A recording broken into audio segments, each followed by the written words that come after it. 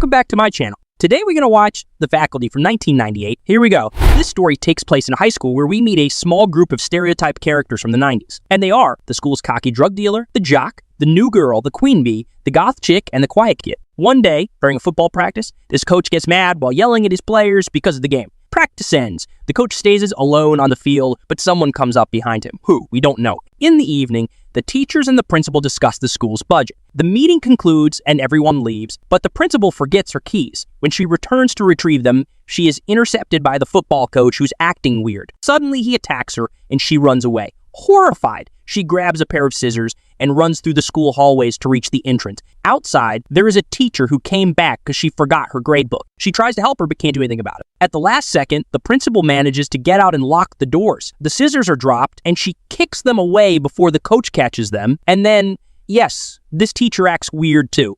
Harrington High School, young students everywhere doing things that young students do. You know, the new girl being nice, the popular student being a bitch, the shy boy getting beat up, the weird girl being cold and distant, and the moron selling false hides and drugs in the bathroom. Strange behaviors begin to be noticed at school, like the way this teacher stares or the coach's obsession with drinking water all the time. Things start when the shy boy finds something on the grass of the football field, at which point the coach shows up and exchanges a few words with him. He walks away from there uncomfortable. In the classroom, he shows his find to the teacher. By accident, they discover that thing is a new species that reacts when it comes into contact with water. They put it in a fish tank and watch it grow and replicate. The teacher dips his hand in, but the thing bites him. Later, these guys bully the quiet boy just as the jock walks in.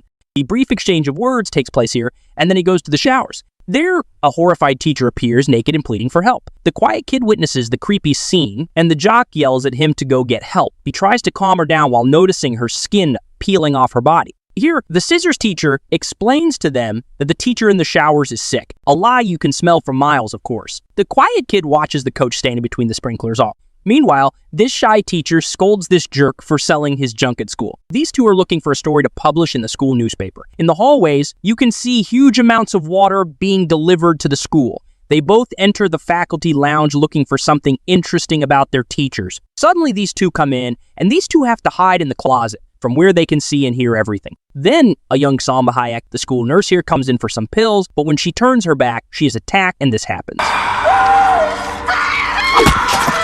But when they discover the body of the teacher who was in the showers before, they make noises that get their attention. They run away, but the principal and this teacher appear in the hallway. They tell them what happened, but they soon realize that something bigger is going on. Yes, I think it's best to go now. Here our friend returns to school with his parents and the police, but we've seen too many horror movies to know that there won't be any corpses in that closet by then. For a moment, the school principal takes this policeman aside into a room, and noise is heard. A moment later, he sees the two of them return, although this time, the policeman is acting differently. At home, he tries to tell his parents something strange at school with teachers, but hey, it's the 90s, so no more lies, kid, and no internet, no music, no magazines, nothing.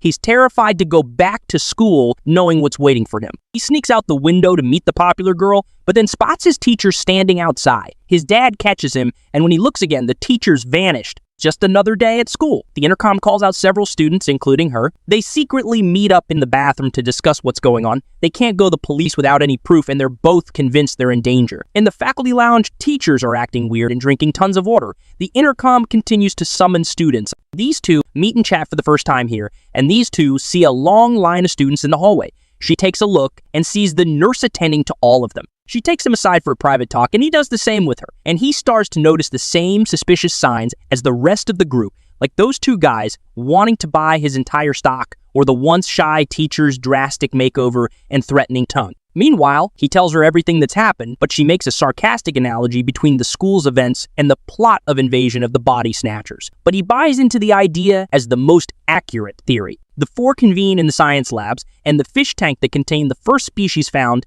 is now empty. They update him on all events in alien invasion theory. These two, who are overhearing from the storm room, burst into the science labs teasing them. Right then this teacher shows up, but his behavior changes from strange to violent, revealing his true nature. They fight to get rid of him until the drug dealer sticks one of these tubes of drugs in his eye, which knocks him out. He catches one of these species in a jar and keeps it before leaving. They walk down the hallway, noticing that all the students are under control of this alien life form. Knowing they're being watched, they make a discreet getaway in car. The radios are not broadcasting. They run into a police checkpoint and have no choice but to return. So they head to the drug dealer's house. He has a laboratory worthy of Walter White from Breaking Bad. You're goddamn right. Here they study the species. They experiment with youth they rat and discover they're dealing with a parasite that attacks and controls its host. And they know this thing needs water, and since his drug is diuretic, this is what happens. They believe that the parasite is part of a whole, so there must be a leader to kill. Realizing that anyone could be infected, they now suspect each other. Solution? Try a dose to remove any doubt.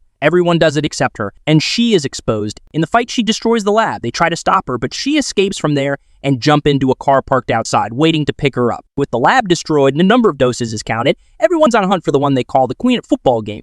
Anyone can be infected at any moment. The school principal finds them in the gym. The group thinks she's the queen. They attack and tie her up to give her a test dose, but she refuses, so he shoots her. But she gets up with those parasites running all over her face until the blonde dumps the entire contents of the drug on her. This works, but their fix is running low now. To confirm the queen's death, they must check if the people out there are still infected. The jock volunteers to go outside to find out. He gives him a dose and tells her to use it wisely. He goes outside and heads to the football field where the whole team is standing, soaking up the rainwater. They wait and watch until the jock returns. But now they hesitate to let him in because no one is sure if he is infected. So they demand that he sniff the dose they gave. He claims to have lost it when he ran away. So they give him the only dose left, but the group now suspects that the coach might be the queen. He has some doses in the car, but they must get there first. So they sneak between the school buses. The shy kid acts as bait to attract the attention of the football team,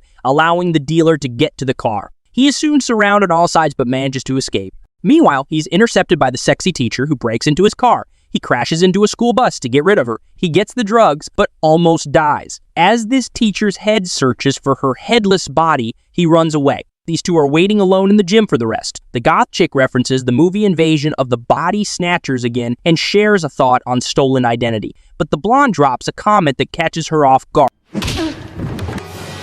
He arrives just in time to see the blonde transforming. They both sprint to the pool area, pursued by the queen. She's dragged into the pool, and as she's about to be attacked, he pulls her out. Now they run towards the locker rooms. She returns to her human form and follows them. Right on time, he shows up like clockwork. He sees the blonde naked. Of course, this seems suspicious to him, but she no longer pretending. He asks her how she passed the test. She confesses, revealing the trick that fooled them all. He's about to give her a shot, but Quiet Kid jumps on the goth chick and then manages to lock her up. Then, he forces him to snort more because he's not willing to take any further chances. He does it, and I wonder how their brains haven't blown up by now in this movie. Suddenly, the dealer's flung through the air and slams into the lockers, losing consciousness. She walks around buck naked and tells the story of how her ocean-filled planet dried up, which led her to come to Earth, and I don't give a shit after seeing what she is and what she does. I run, and good luck trying to catch me. He grabs the remaining doses from his unconscious friend, and the alien goes after him. In the gym, he presses the button that closes the bleachers, and then he sneaks under them. The alien follows him under the bleachers. He comes out the other side, but before the alien can do the same, it is squeezed and trapped by the closing bleachers. He jabs a dose into its eye, but the creature spits out some parasites that get into his face. But the queen eventually dies, as do the rest of these parasites. You wouldn't have liked it here anyway. A month later, everyone is doing great. The coach is back to his old self, and he joined the football team. The goth girl and the jock are dating, and so are these two. And he's now considered a local hero. And one day, he will be Frodo. I'm giving this movie 2 stars. That's it. I hope you enjoyed it. Like and subscribe for more. Thanks for watching, and happy Halloween, guys. See you next time.